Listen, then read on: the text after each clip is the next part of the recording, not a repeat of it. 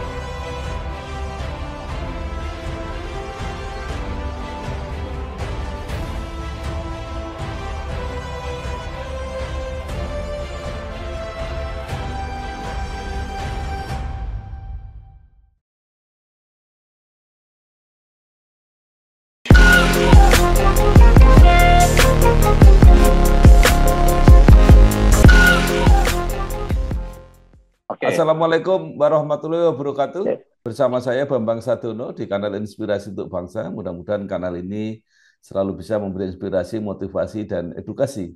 Kami sedang mempersiapkan beberapa video wawancara untuk mewawancarai para tokoh advokat yang akhir-akhir ini memang mendapat banyak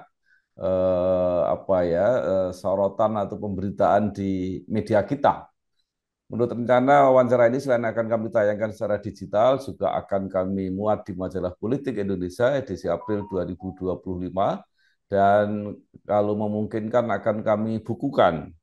Saat ini saya sudah bersama dengan salah seorang advokat yang banyak dikenal, banyak muncul di pemberitaan, yaitu Bapak Deolipa Yumara SH Sarjana Psikologi. Apa kabar Betul Pak sekali. Olip? Sehat-sehat Pak Bambang. Pak Bambang Sadono. Iya, ya. Pak Diuli Payumara ini luar biasa, seorang sarjana hukum dari Fakultas Hukum UI, tetapi juga lulusan Fakultas Psikologi UI. Ya, jadi Iya, selain sarjana hukum juga psikolog. Mengawali karir sebagai pengacara sejak 1998, kemudian pernah menjadi Ketua Asosiasi Pengacara Indonesia. Nah, Pak Olim supaya lebih jelas walaupun singkat, mungkin bisa diceritakan perjalanan karir sampai saat ini, Pak Olim. ini perjalanan karir termasuk juga pendidikan atau gimana Pak? Oh iya, boleh. Oh ya, Silakan. jadi pendidikan saya itu dari SMA Negeri 52 Jakarta Utara, kemudian tahun 91 tamat, kemudian masuk ke Fakultas Hukum Universitas Ya, Indonesia tahun 91, dilanjutkan juga tahun 1993 masuk ke Fakultas Psikologi Universitas Indonesia. ya, Nah, tamat dari Fakultas Hukum UI itu tahun 1997. Kemudian tamat di Fakultas Psikologi UI itu tahun 1999. Di antara 2 tahun itu saya dan tahun-tahun sebelumnya bergerak sebagai aktivis mahasiswa dengan nama ya, pertama KAM UI, Satuan Aksi Mahasiswa UI, kemudian berkonversi menjadi KBUI, Keluarga Besar Universitas Indonesia, dan 1998 adalah fase di mana posisi reformasi gerakan mahasiswa 98 terjadi, di mana saya terlibat di dalamnya sebagai aktivis, pimpinan aktivis, Ya. karena dia udah matang pada waktu itu. Tahun itu 98 saya sudah jadi sarjana hukum dan masih kuliah juga di Fakultas Psikologi sampai 1999, jadi masih status sarjana hukum dan masih mahasiswa juga. Jadi kita memimpin Ya. gerakan mahasiswa UI pada waktu itu, reformasi ya, khusus dari UI ya, namanya Ya. KBUI. Nah, tapi tahun 98 juga saya sudah, karena sudah lulus dari Fakultas Hukum, saya sudah bekerja di dunia kepengacaraan. Begitu, dunia kepengacaraan ini Ya. mulainya tahun 1997 setelah tamat kuliah, masih sifatnya belum ada surat keputusan dari pengadilan tinggi, belum ada SKPT, Hmm. tapi kita kemudian sudah bekerja sebagai pengacara. Namanya pengacara apa tuh? Zaman dulu masih boleh tuh pengacara pokok Ya. bambu ya. Belum ada SK, tapi Pengacara kita sudah praktek. bisa. Pengacara praktek, praktek gelap-gelapan namanya, tapi tetap pengacara. Seperti itu. Nah, kemudian 1999 atau ke 2000 saya gabung dengan Pak Munir Kontras ya. Hmm. 1998 ya, gabung sama Pak Munir Kontras. Satu hal karena ada kepentingan penyelesaian skripsi dari Fakultas Psikologi UI, di mana perlu bantuan beliau sebagai narasumber dari LB Jakarta, sehingga saya bekerja secara informal juga di wilayah Kontras pada waktu itu sama Pak Munir langsung ya, sembari menyelesaikan Ya. kuliah skripsi di Fakultas Psikologi UI. Nah, kemudian tahun 1999 ke 2000, saya mengikuti ujian sebagai pengacara penuh, sebagai Ya. ujian avokat. Dulu itu masih ujian Ya. pengacara, karena avokat beda Oh. lagi, ujian lagi. Jadi kita ujian pengacara dulu tahun 2000, dan kemudian uh, lulus, kemudian disumpah oleh Pengadilan Tinggi DKI Jakarta, SKPT ya, melalui SKPT, Surat Keputusan Pengadilan Ya. Tinggi Jakarta, disumpah sebagai pengacara. Nah, tahun 2000 itulah saya kemudian sebagai pengacara penuh. Nah, tapi masih wilayah DKI Jakarta, karena kalau praktek di luar Hmm. wilayah harus izin dulu. Sampai kemudian Ya. undang-undang advokat dibentuk, sehingga saya otomatis menjadi seorang advokat sejak undang-undang itu terbit ya. Jadi begitu. Nah, perjalanan karir sejak 1998 sampai sekarang, saya tetap konsisten sebagai pengacara. Ya. Baik, Pak Olip. Pak Olip sangat apa ya populer ketika menjadi advokat atau pembela dalam kasus Brigadir Joshua, Brigadir J. Ya, Nah, mungkin bisa cerita Pak sekitar itu dan sejauh mana kesan Pak Olip terhadap kasus itu. ini kasus ada banyak kasus ya sebenarnya. Sejak tahun 98 udah macam-macam perkara kita tangani, dari yang besar sampai yang kecil, dari yang kelihatan Ya. sampai yang nggak kelihatan tuh sudah kita tangani. Nah, salah satu perkara kemudian yang nyundul, yang kemudian harus diekspos ke publik adalah perkara Joshua ya. Perkara Joshua itu Ya. tahun 2022 ya. Perkara Sambo tepatnya ya, pembunuhan Ya. Joshua oleh Ya. Sambo, di mana karena pada waktu itu saya juga dibentuk atau berada di dalam lingkungan polisian ya, di Barreskrim di wilayah Subdit 1 Kamnap. Memang pengacara internal lah bahasanya ya. Waktu-waktu kita kemudian dipanggil untuk bekerja di wilayah internal keamanan negara di Kamnap Subdit Ya. 1 Barreskrim. Jadi ketika ada kasus Sambo yang begitu signifikan, saya dipanggil untuk kemudian membantu pekerjaan sebagai pengacara di kasus Ya. Sambo ya. Nah itu Ya. sebenarnya biasa aja, perkaranya biasa aja juga, kemudian nilai perkaranya sebenarnya juga biasa aja, karena sebenarnya sudah banyak perkara-perkara lain yang seperti itu yang memang tidak muncul ke publik, tapi tetap kita bekerja. Jadi salah satu memang perkaranya si Sambo. Nah, saya menangani sebagai pembelanya si Eliezer, Brigadir Eliezer ya. Ya. Eliezer namanya lengkap siapa ya? Brigadir Ya. E ya. Brigadir Brigadir E. Barada, Barada. Nah, main Ya. Kara 2. Nah, bukan Brigadir ya, karena Brigadir itu Joshua, kalau ini Barada Ya. Eliezer ya. Nah, gitu. Itu yang kita tanganin. Itu juga atas permintaan dan seperti biasa permintaan bantuan dari Subdit 1 Keamanan Negara Bareskrim Mabes Polri, di mana kemudian diminta untuk bantu sebagai kuasa hukum dari Eliezer. Nah, mungkin apa Pak yang paling Bapak kenang dari kasus yang istilahnya sekarang waktu itu viral itu? Ya, kalau mengenang sih kita nggak mengenang terlalu dalam ya, karena kan rentetan perkara banyak tuh. Jadi kita anggap ini sebagai Ya, perkara-perkara biasa. Tapi yang kita kenang memang pada waktu itu situasi situasi internal di Mabes Polri juga ada beberapa keadaan yang memang begitu berisiko ya.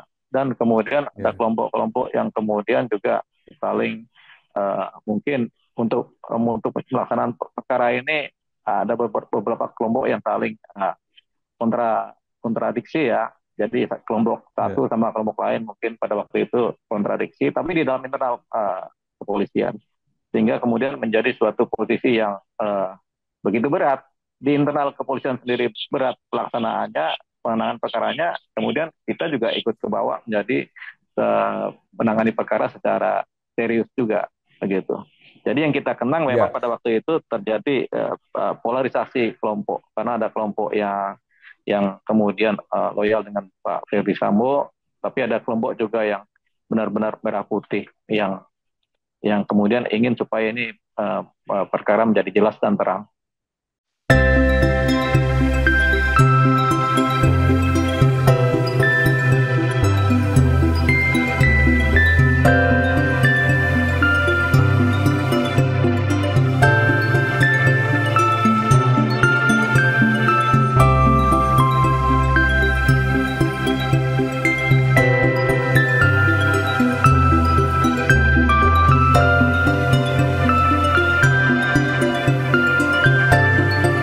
Baik, Pak Olim, Barada Richard Eliezer ini eh, akhirnya bebas dan menjalani karir sebagai polisi secara normal.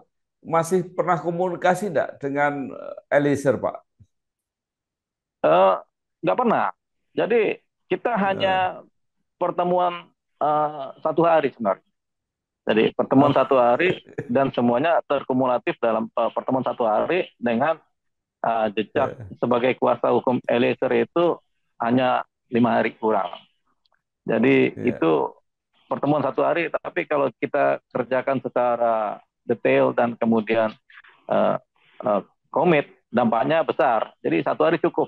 Jadi ya, perkenalan saya dengan Eliezer itu cuma 1 hari ya, cuma beberapa jam, ya, nggak lebih dari itu. Nah, ya, sampai sekarang nggak ada lagi pertemuan dengan Eliezer. Untuk bertemu pun ya, tidak ada dan kita tidak tahu keberadaannya di mana. Tapi dia tetap sebagai ya, aparat kepolisian kan. Nah, nggak ada juga ya, komunikasi, hubungan telepon langsung ke saya sudah nggak ada sama sekali. ya. Baik, Pak Olim. Nah, eh, tadi banyak kasus yang Pak Olim tangani selain kasus Barada Richard Eliezer ini. Apa saja mungkin yang bisa diceritakan dari kasus-kasus yang cukup besar, yang cukup diketahui masyarakat atau cukup berkesan bagi Pak Olim? Ya, kalau dari tahun 2000-an itu ada beberapa kasus-kasus pertambangan ya, tambang Ya, tambang di wilayah Kalimantan yang saya tangani itu memang besar-besar, tapi kemudian tidak akan kelihatan karena ini kan kasus tambang ya.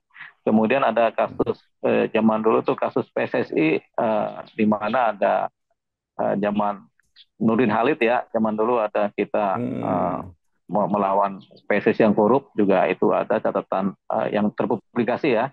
Kemudian kasus-kasus infotainment lain ya terpublikasi. Kemudian ada beberapa kasus juga yang memang terpublikasi, cuman kan nilai-nilai publikasi ini kan tidak kemudian ada yang viral, ada yang enggak gitu. Nah, sampai ya, kepada kasus artis juga ada juga, begitu juga ya, terpublikasi. Baru kemudian ada kasus besar juga yang kemudian tidak terpublikasi terkait dengan wilayah kejaksaan yang nggak akan pernah saya sebut juga, Kejaksaan Agung. Nah, kemudian ada kasus berikutnya, kasus Eliezer ini yang terpublikasi satu.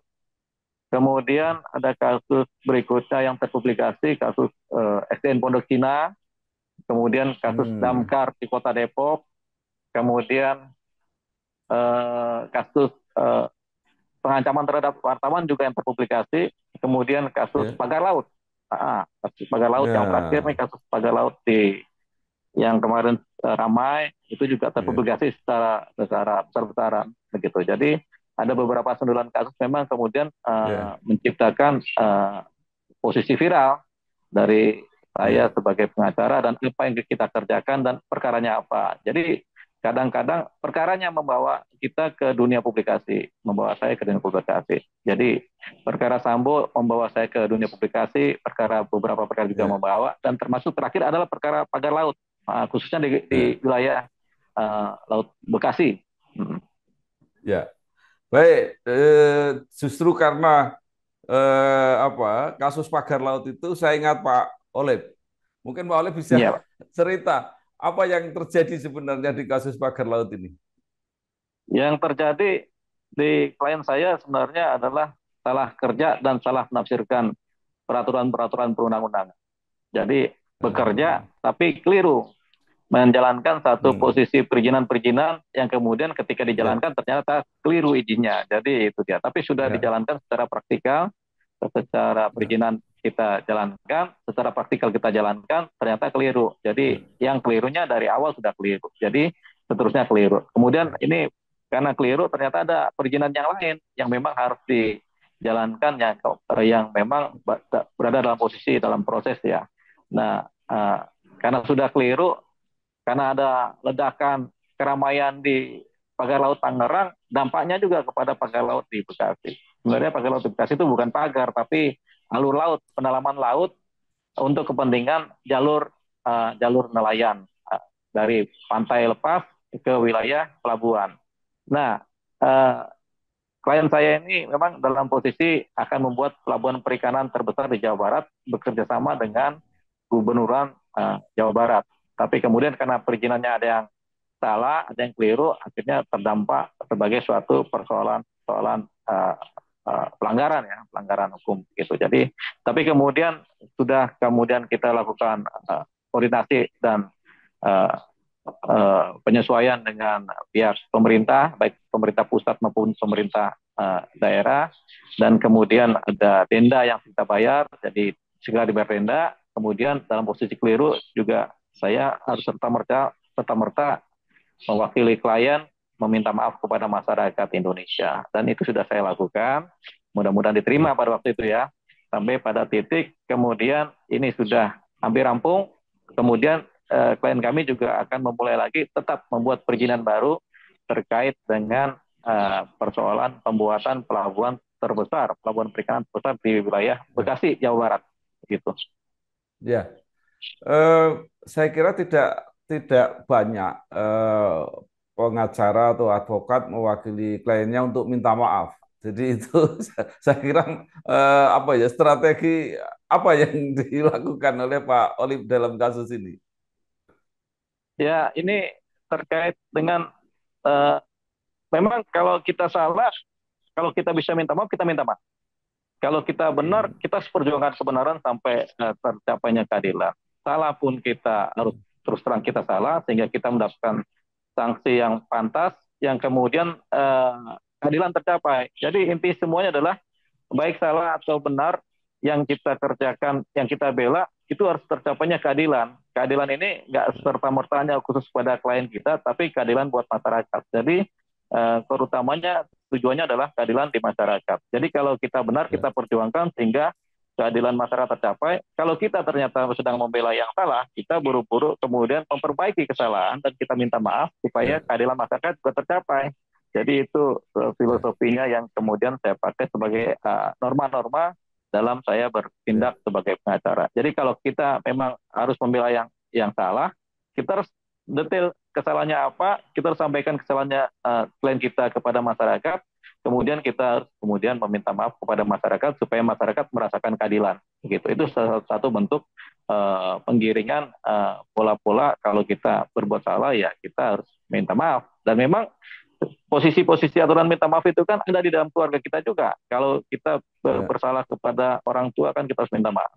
kita bersalah kepada teman, Ya, kita harus minta maaf. Itu untuk tujuannya adalah ya, mencapai keadilan, ada rasa mencapai keselarasan lah ya, ya, di antara hubungan-hubungan ya. sosial. Nah, memang karena landasan saya juga adalah ilmu psikologi, jadi itu juga menjadi salah satu landasan saya kemudian bertindak untuk mencapai keadilan. Ya. Baik, Pak Olip, sekarang agak bergeser sedikit.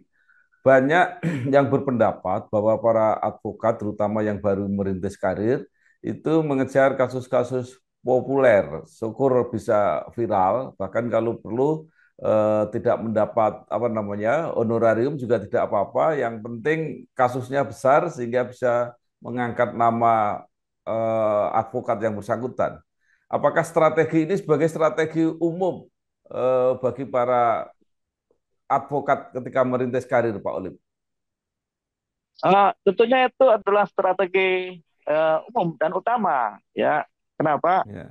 Karena pengacara ini kan ada sekarang ada ratusan ribu ya. Dari zaman dulu pengacara sudah Ya. banyak, ada ratusan ribu. Tapi kemudian pengacara ini terkait dengan profesi dan nama pribadi. Jadi pengacara itu harus ada Ya. namanya. Nah, pengacara itu harus bernama.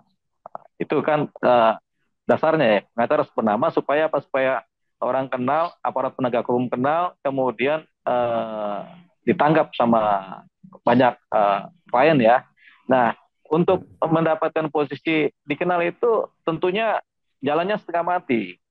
Ada jalan nasib, ada jalan upaya, dan ada jalan nggak tahu jalan apa lagi supaya dikenal ya gitu. Nah, kalau jalan Ya. nasib kadang-kadang itu ya nasib yang membawa gitu. Kita tidak Ya. dalam posisi mengejar perkara supaya dikenal, tapi kadang-kadang perkara itu yang membawa kita akhirnya dikenal gitu. Seperti itu. Jadi ada yang begitu, ada juga yang berupaya supaya dikenal dengan cara apapun Ya. sehingga menimbulkan kontroversi. Perkara namanya nimbrung perkara, ada perkara orang tiba-tiba pengacara mengajukan diri sebagai kuasa hukumnya, kemudian bikin ribut, kemudian bikin kontroversi, tujuannya supaya menjadi populer. Ya itu boleh sah-sah Ya. saja ya, asalkan norma-norma etika dijalankan. Tapi kan seringkali norma etika tuh ditabrak Ya. aja. Yang penting populer dulu. Entah populernya negatif, entah populernya positif, tapi populer dulu supaya Hmm. dapatkan nama. Padahal Ya. nggak semuanya yang populer itu kemudian baik buat penanganan perkara, baik buat masyarakat, baik juga buat diri sendiri gitu. Karena ada yang Ya. populer negatif yang kemudian akhirnya dibenci orang sebagai Ya. Ya. apa tipe yang nama yang bikin rusuh, troublemaker ya. Nah itu sebenarnya dampaknya buruk buat si pribadi pengacara tersebut karena mungkin tidak banyak atau tidak ada respect atau kurang respect dari masyarakat, kurang juga respect dari para pengguna jasa pengacara yang akan menggunakan jasa pengacaranya. Hanya sekedar populer tapi kemudian selesai begitu, nggak ada dampaknya. Iya. Jadi ada dua posisi untuk mendapatkan nama, yaitu Iya. karena nasib, yang kedua karena memang mengejar seperti yang Pak Bambang sampaikan begitu. Dan memang Iya. pengacara itu terkait dengan nama. Kita nggak begitu Iya. pinter, tapi kalau nama kita dianggap oleh masyarakat, dianggaplah sebagai pengacara yang pintar kan begitu. Itu contohnya. Misalnya, Telah terbit Majalah Politik Indonesia edisi ke-7 Maret 2025. Membahas koalisi permanen Partai Super Terbuka dan Kemenderkol. Kolom Yudi Latif. Pemimpin baru tata kelola baru. Kekompakan Prabowo, SBY, dan Jokowi. Serta menanti berakhirnya dualisme PWI. Untuk informasi dan pemesanan bisa menghubungi nomor yang ada pada video. Ya, ya baik. Luar biasa dan itu akhir-akhir ini terlihat bagaimana populer tapi tidak apa ya mungkin tidak disukai oleh masyarakat. Nah, Pak Olip, menurut pengalaman Pak Olip sendiri, apa dampak kasus-kasus yang ditangani yang mendapat publikasi besar seperti setelah menangani kasus tadi Barada Richard Eliezer dan setelah menangani kasus pagar laut itu apa? Apakah memang benar-benar kemudian mendatangkan apa pekerjaan-pekerjaan yang banyak? ya kalau dari aspek bisnis pengacara sih, karena sebenarnya pengacara ini kan terkait dengan konsistensi, integritas, loyalitas juga ya, sama kemudian Hmm. bagaimana pemecahan masalah secara baik ya. Nah, itu lebih diutamakan daripada ketika yang sekarang-sekarang ini kita namanya kemudian dikenal ya. Karena sudah Ya, ya, ya. berpraktek jadi pengacara sejak tahun 2000, jadi udah banyak sekali perkara dan akhirnya klien ini tahunya dari mulut ke mulut. Jadi bukan dari Ya, publikasi, tapi dari teman ke teman, bahwasanya ini pengacara baik, ini ya, pengacara tidak baik, pengacara baik, ya. tidak baik. Nah, dalam kurun waktu sekitar 20 tahun, udah banyak sekali perkara yang saya tanganin, baik pidana maupun perdata, sehingga Nah, sebenarnya jejaring dunia bisnis pengacara itu sudah tercipta, sudah terbentuk, sehingga saya tinggal menikmati, memetik hasil dari upah kerja selama 20 tahun saya berpraktek sebagai pengacara. Kemudian tahun berikutnya yaitu tahun 2022 ke atas, ketika nama kita kemudian semakin dikenal oleh masyarakat, tentunya ini berdampak lagi positif.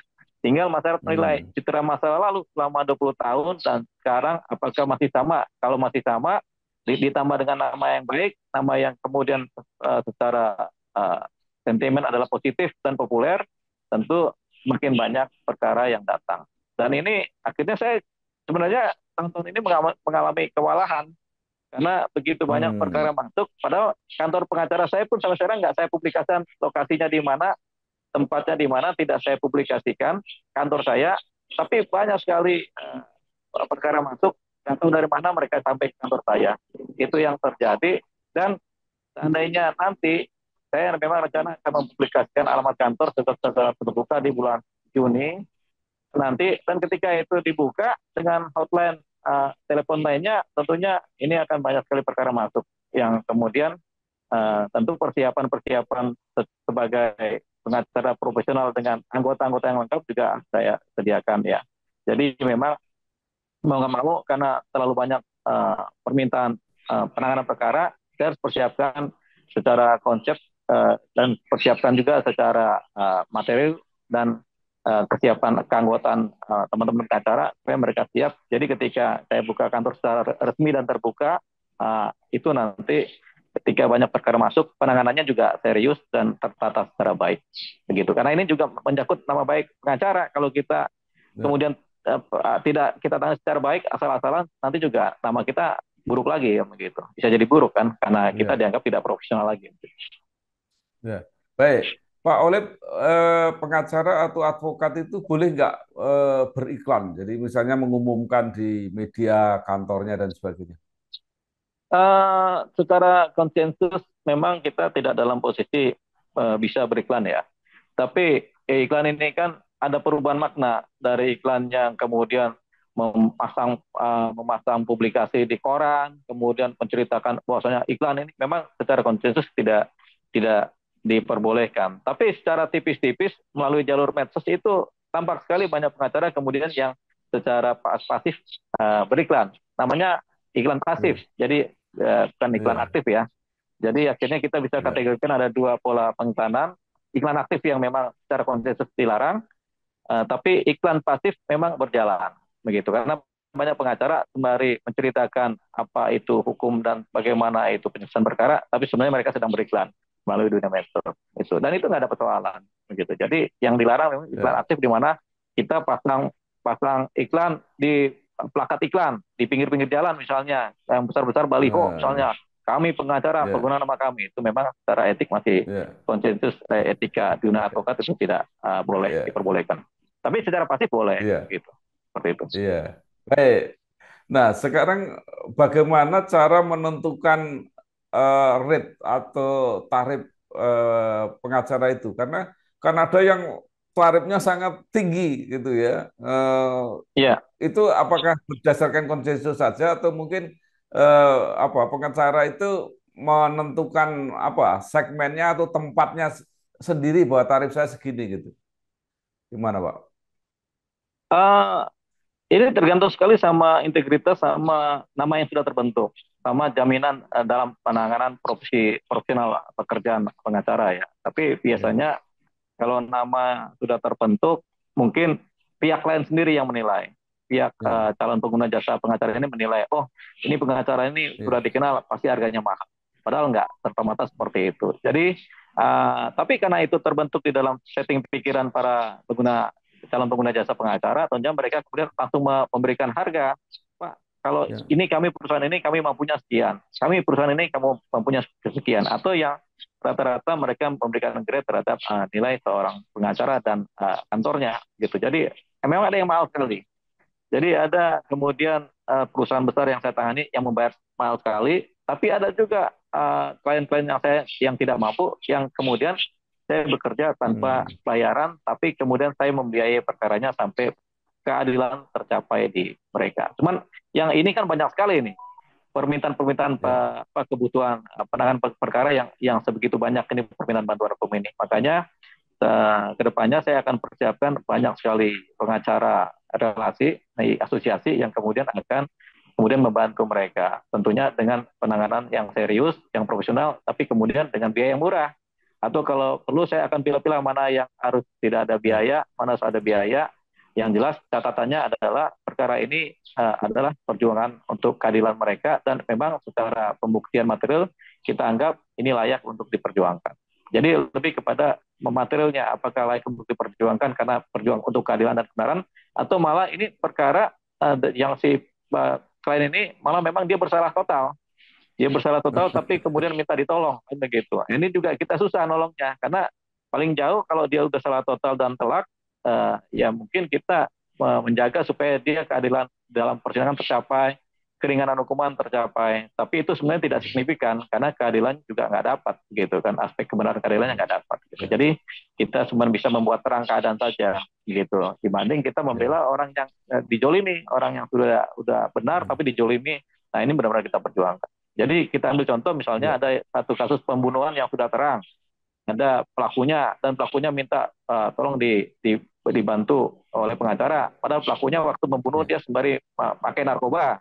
Itu kan udah double salahnya itu kan. Artinya sebenarnya dia sudah secara ilmu dunia salahnya sudah terang benderang dan sulit untuk kita anggap dia menjadi orang benar kan. Jadi ya sudah, kita perkara model itu kita tidak utamakan. Jadi kita singkirkan dan kita lebih dahulukan pengacara-pengacara yang perkara-perkara yang memang menimbulkan kezoliman bagi yang kena, bagi si korban. Jadi kita lebih fokus kepada membela korbannya malah dibanding kepada pelakunya. Begitu.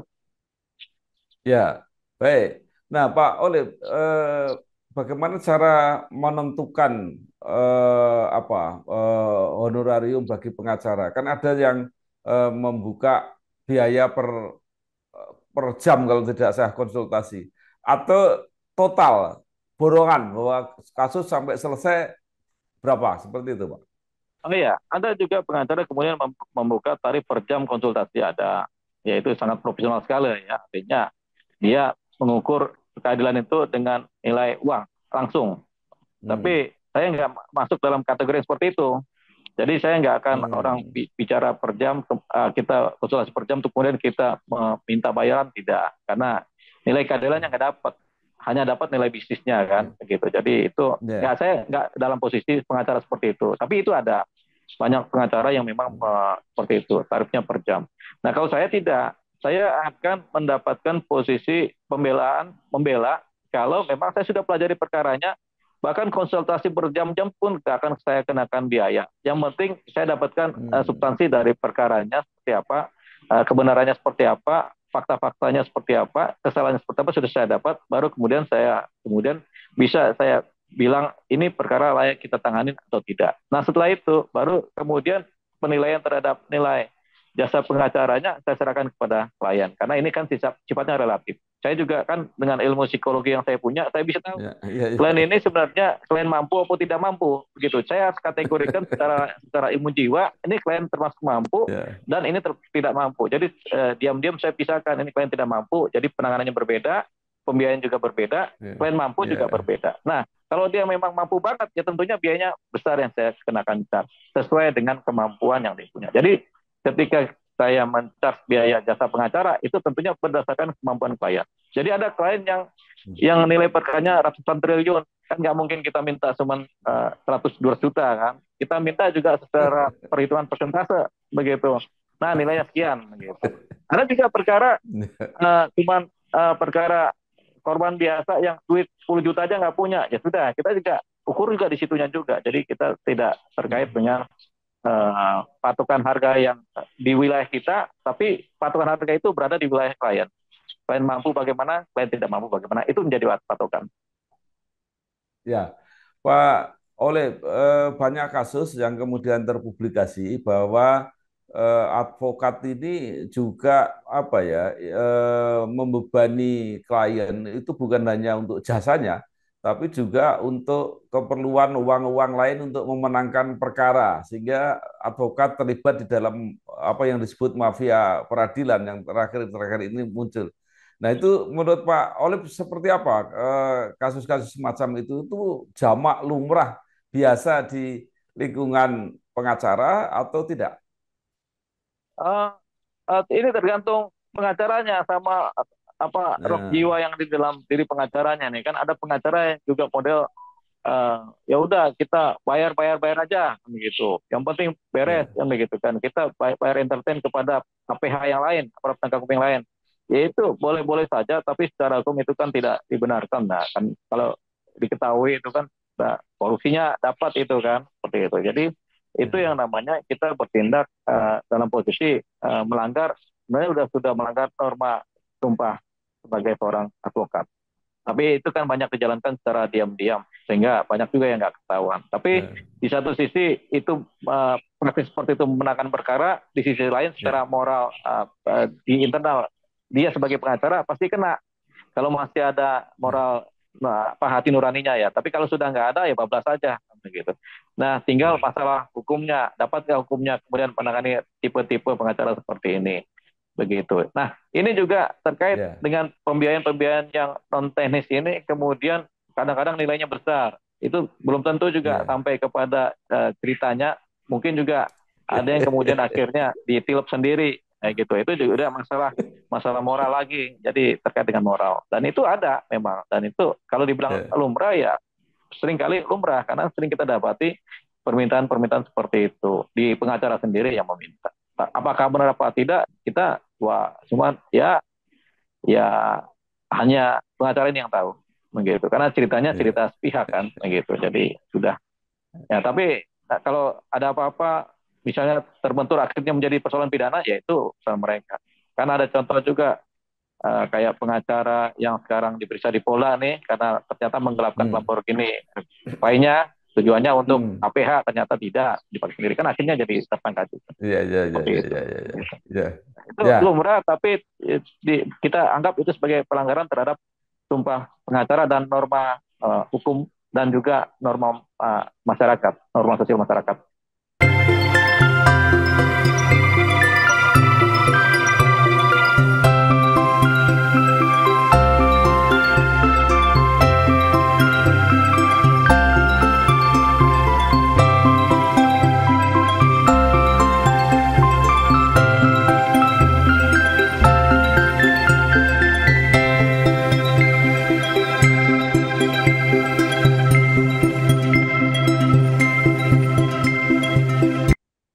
ya.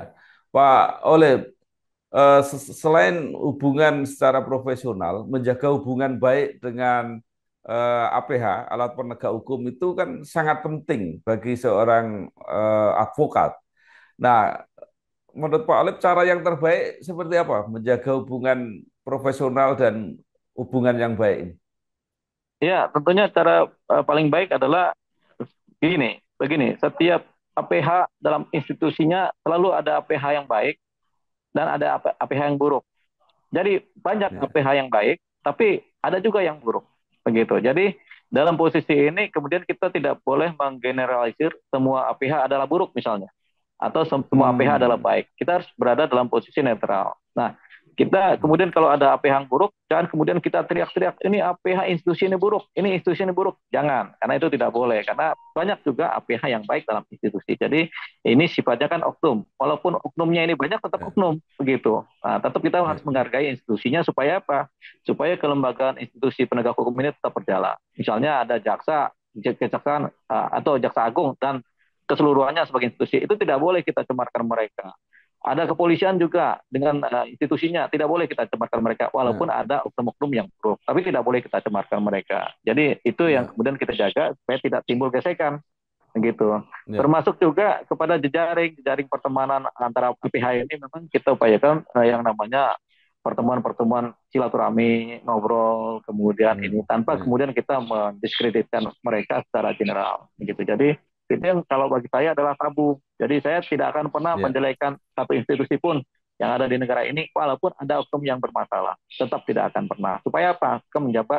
Tujuannya menjaga marwah institusinya supaya tetap kemudian dianggap punya integritas dan wibawa. Jadi itu yang paling penting.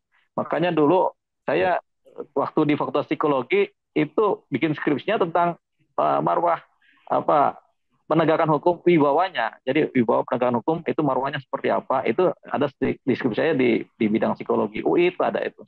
Khusus tentang itu saya bahas. Sehingga dari awal mula saya sudah belajar bahwasanya memang kita tidak boleh mencemarkan nama baik institusi. Ya, baik. Nah sekarang hubungan antar advokat, antar pengacara itu sebenarnya terjadi seperti apa? Kalau di media, kalau persaingan kan kelihatannya begitu keras. Nah, sebenarnya seperti apa cara berkompetisi di dunia advokat itu? Ya, tentunya semakin banyak orang bekerja di bidang sama, persaingan semakin besar, begitu. Semakin banyak produk bisnis yang kemudian berada di dalam satu wilayah yang sama, persaingan semakin besar. Tentunya ada yang bersaing secara kompetitif baik-baik, tapi ada yang juga yang kasar yang kemudian saling menjatuhkan. Itu biasa. Dalam dunia bisnis juga begitu, sama aja. Jadi begitu. Jadi kita akan memakai ilmu ekonomi bisnis, bahwasanya ya nggak cuma di dunia pengacara, di dunia bisnis yang lain juga sama aja, saling menjatuhkan, saling beriklan, saling menjatuhkan. Nah, ini hal yang lumrah terjadi. Tinggal kemudian apakah ini melanggar hukum apa tidak, itu ukurannya. Apakah ini melanggar norma apa tidak, itu ukurannya. Kalau melanggar hukum, hukum yang bekerja. Kalau melanggar norma, penilaian masyarakat yang bekerja. Jadi kita serahkan kepada masyarakat untuk pelanggaran normanya. Masyarakat menilai apakah ini termasuk pengacara yang populer, kemudian dianggap sebagai baik atau buruk. Ini masyarakat menilai. Masyarakat sendiri akan terpecah belah secara mayoritas dan minoritas dalam hal penilaiannya. Tapi terhadap pelanggaran norma tentu kita serahkan kepada masyarakat, dan terhadap pelanggaran hukum yang akan memproses, begitu. Jadi kalau ada pengacara, misalnya ini satu contoh pengacara yang naik atas meja, itu masyarakat sudah menilai pelanggaran norma, tapi kemudian hukum juga memproses karena ada pelanggaran hukum. Jadi itu dua. Nah itu tinggal dampaknya terhadap pribadi pengacara yang bersangkutan, begitu. Jadi itu yang kita sampaikan, bahwasanya lumrah terjadi di dunia pengacara hampir sama persis dengan apa yang terjadi di dunia bisnis pada umumnya. Ya, sekarang tentang organisasi advokat. Apa sebenarnya manfaatnya organisasi advokat ini, baik untuk pengacara sendiri maupun untuk masyarakat, untuk kepentingan penegakan hukum, dan mengapa sampai sekarang tidak bisa tidak bisa satu kesepakatan tentang organisasi ini, dan menurut Pak Olip sebaiknya seperti apa? Ya, jadi ketika Undang-Undang Advokat kemudian disahkan, sebenarnya ada sekitar seratusan pengacara yang kemudian bersatu membentuk Peradi pada waktu itu.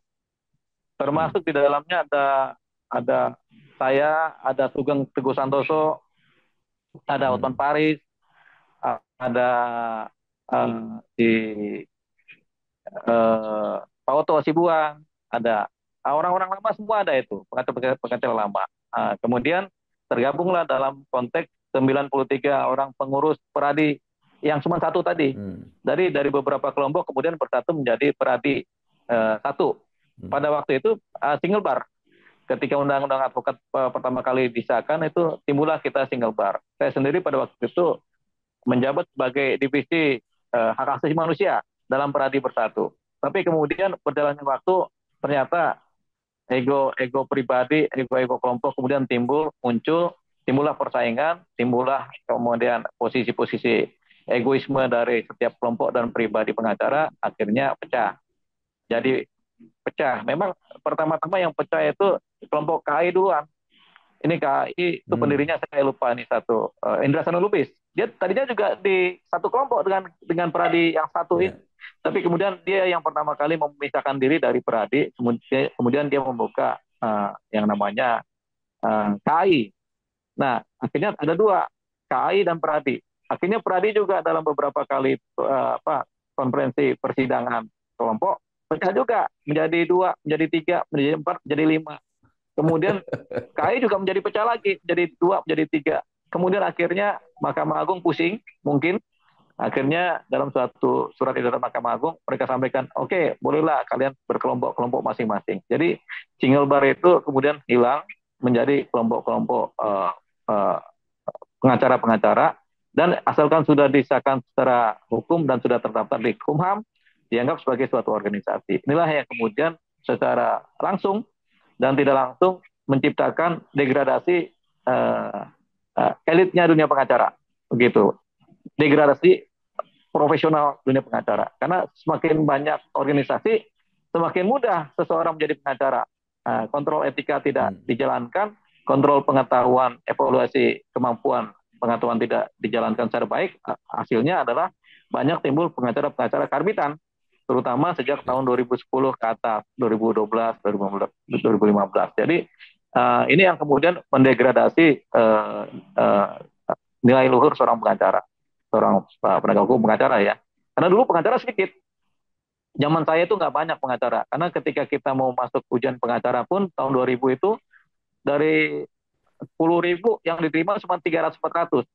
Kalau sekarang mungkin kalau ada 10.000 calon pengacara, mungkin 9.000 diterima. Jadi itu kemudian menimbulkan meledaknya jumlah pengacara di Indonesia, dan akhirnya karena SEMA yang bebas tadi dari Mahkamah Agung menimbulkan juga degradasi dari kemampuan profesional dari pengacara. Akibatnya akhirnya apa? Akhirnya pengacara banyak yang tidak punya mutu, tidak punya nilai mutu, tidak punya standar profesi, akhirnya juga timbullah kekacauan-kekacauan. Nah, kekacauan ini akhirnya kembali kepada masyarakat. Untuk sementara masyarakat yang menilai